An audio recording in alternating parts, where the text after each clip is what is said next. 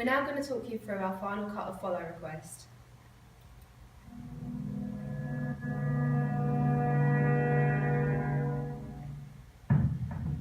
So straight away we used low-key lighting to show that it was quite a sinister atmosphere, especially within the room. Also, we used the close-up of the screen to show that that was going to be the main factor in our video. The stalker is also out of the frame, which, although we said we was going to try and avoid that, we felt that we didn't want to give away his whole identity straight away from the beginning of the film.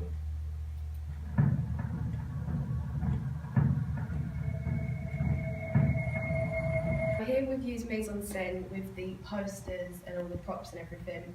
So the posters, they show that she's a normal teenage girl, and also her clothing, it shows that she's just a normal teenage girl just like at home.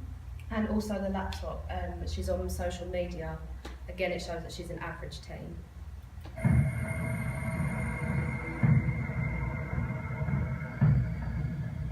We used the location of the girl's bedroom because we felt that as a teenage girl she should feel safe in her bedroom. This was obviously not the case because the stalker gets to her while she is in her bedroom, so it's quite unsettling for the audience.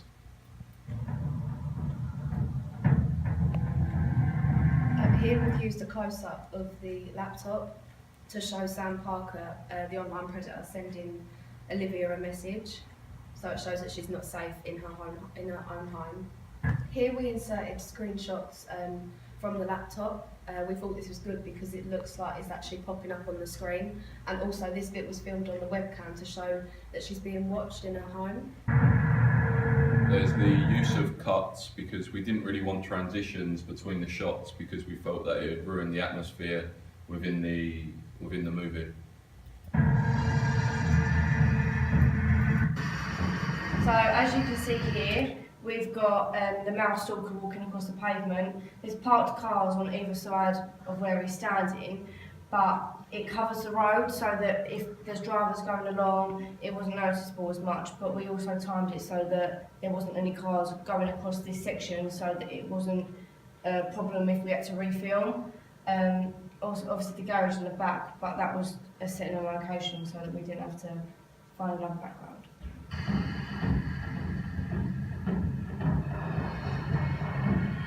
So here we've got a panning long shot which shows the character Sam Parker walking into the cafe and then sitting down behind Olivia, who is the person that he's stalking.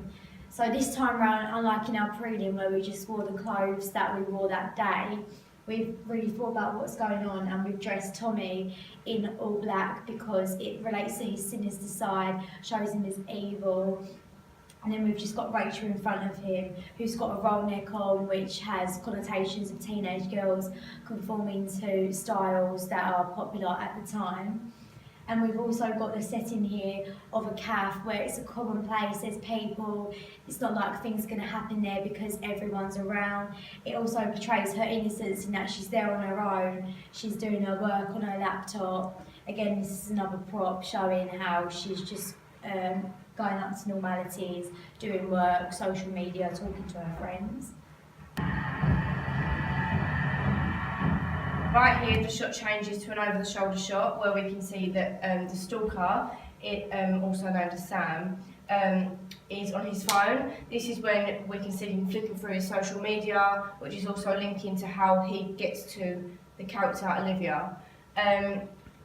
It's an over-the-shoulder shot, and simply being just him in the shot, you can't see anyone else, you can just see the table on the wall and him. This is so that there's no distraction between him and any other character, and it's not breaking the feelings and the emotions that the audience are going to get. So here we've got a two shot which shows the contrast of the two characters. We've got Sam, the character Sam, who's got his hood up, he's not associating himself with anyone around, he's on his phone, being very secretive. Whereas we've got Rachel, who's just happily sitting there with her drink on her laptop. She's sort of looks rather open in comparison to Sam, which shows the contrast of the pair. Here again we have another over-the-shoulder shot. This was just so that we could see what both characters were doing on their laptops or on their phones. We also wasn't breaking the 180-degree rule because we were standing on only one side of the characters. We wasn't flipping between both sides. So here we've got a close-up shot of Rachel, who plays the character Olivia, when she receives the message from Sam. The close-up shot shows nicely her reaction, which we've looked more into since our prelim when we didn't really look at faces as much as we could have. Here also we had the insert as well, which we used to show that the different ways of text messaging, so that we didn't have to do a split scene. It just came up on the screen so that people could see exactly what was coming through onto her laptop.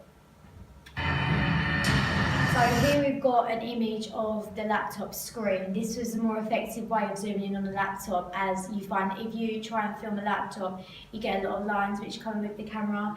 And it's also looked more professional as well, because you really get insight as to what Olivia would be looking at. And this also sort of shows how we've advanced in our way of editing since coming from Splice. We now know how to screen record, put it onto the Movie Maker, and ultimately make it effective with the screenshots that we also put in the video.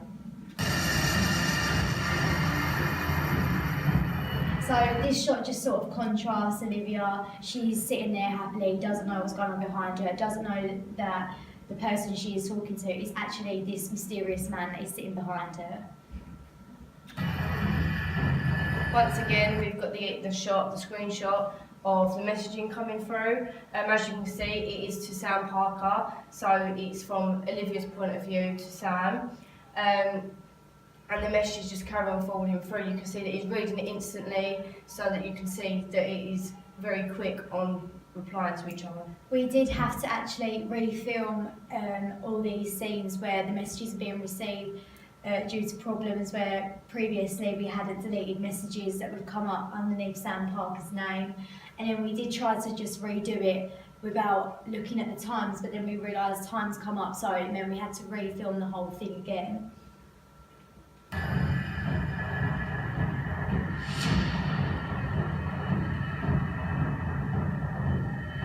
As we can see here, this was filmed through, this is still filmed through the camera, but it was actually just resting on top of the laptop screen. This was so it was more of a point of view shot. We also have the insert that come in on the bottom of the screen, so we could see why her facial expressions had changed from the message that she'd just received from Sam Parker. So here we've got a long shot which shows the reaction of Olivia as she slumps in the seat. It's also a change of body language. You could see that she was sort of sitting there quite casual, and then she comes up tight. This was also just to show the feelings that she'd just got. She sort of doesn't know what's going on still, but she sort of was wondering why he wants to meet her so quickly. We've also framed the shot so as you can see the whole of her body, unlike previously in prelims where we sat at a table and you can't really see what's going on. So it sort of shows how she's sunk into the seat.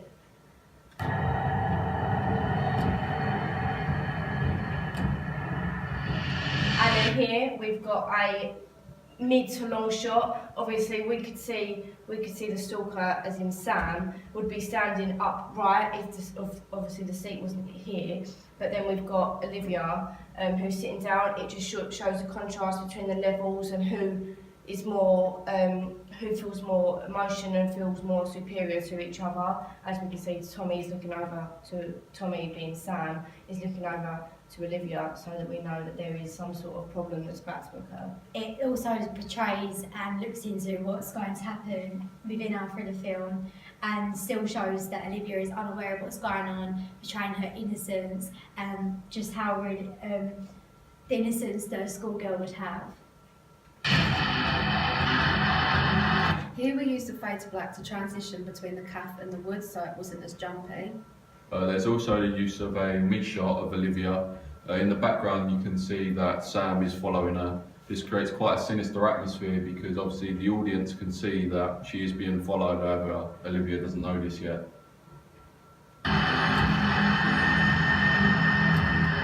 This is another use of a mid-shot. There's quite high key lighting because we didn't want Olivia to be seen in a bad light. She uses her phone because obviously that's quite typical of teenagers nowadays. They get their phone out if they're just sitting around.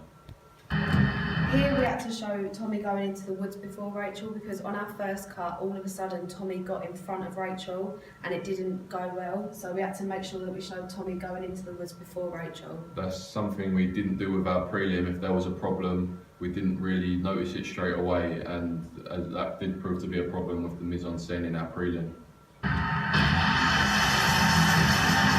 Here we used a variety of close-up shots of different parts of the body. We felt that if we cut them quick enough and they could create tension for the audience because they wanted to see what was going to happen, especially from the stalker's point of view. Here we're using establishing long shot to show Tommy marching through the woods because he was eager to meet Rachel. Another use of quick cuts to show that there was like a pace building to the movie and it was building up to something bad that was going to happen. We felt that then if we switched to Olivia, the close-ups would have a different sort of effect on the audience because you can sort of see the background behind and you're wondering where the stalker's going to come from and what's going to happen to Olivia. We used a soundtrack here just to build tension because this is the part where Tommy actually kidnaps Rachel. So we wanted to build tension through the soundtrack so the audience get the feel for it. This is the first time that the two have been seen in the same shot where there's no technology involved. It's the sort of time they've come into physical contact, and the first time that the audience know for certain that it is the stalker and he's about to do something to his victim. Also, we had to flip these last shots because they was walking in the wrong direction, so we had to flip it to make sure they were walking in the right directions. We found that if we didn't flip this video, then the 180-degree rule would be broken, and this can confuse the viewer as to where they are in orientation in comparison to the characters. Here we used another fade to black to pass time because before Tommy didn't have the bag, but in this shot he does have the bag, so we put a fade to black so it transitioned a lot better.